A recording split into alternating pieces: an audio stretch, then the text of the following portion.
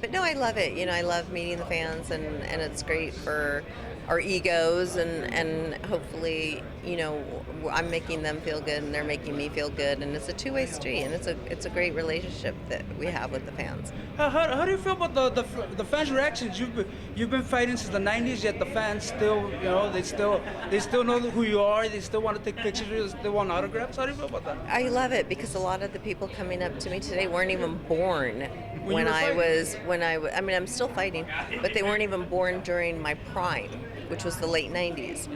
So that to me feels good. I look at them and go, "Did you ever watch my fights?" We on like the reruns or YouTube? the classics. Yeah. YouTube. Yeah. All right. Could you talk to me about the state of women's boxing compared to when you were in your prime? Mm-hmm. I mean, you and Christy were featured on many pay-per-view fights, Right. and now on many of the pay-per-views, I can't remember the last time a women's fight was featured.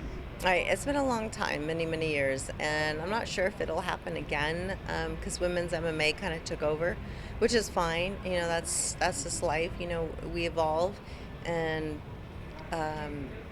things take over. MMA took over, and I'm happy. I had a great time in my career, and and I'm happy for the girls of MMA. On that note, considering when you began to this point, how has the women's boxing game changed? Well, it's exactly like what you said. We don't see women on the pay-per-view cards anymore. I mean, even to this day, if you ask people to name a handful of famous female boxers, they're only going to come up with three: me, Christy Martin, and Layla Ali, and that's it. But out of thousands. So it's really sad that not much has changed, but it's okay because it's evolution.